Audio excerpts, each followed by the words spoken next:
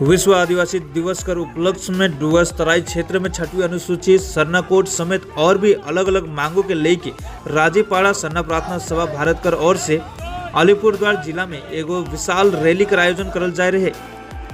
Rally में हजारों की संख्या में आदिवासी समाज कर अब्दुल मने शामिल हो रहा।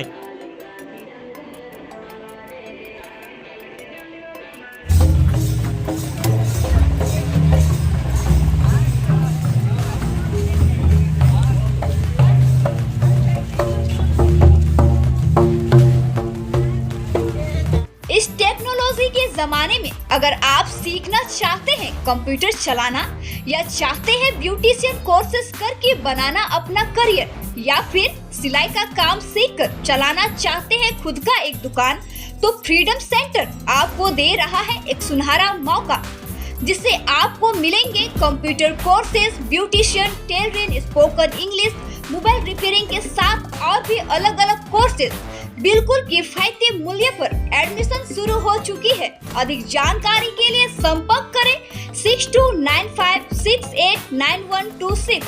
सेंटर का पता है नागरकटा सुखानी बस्ती, स्टेट बैंक ऑफ इंडिया के सामने।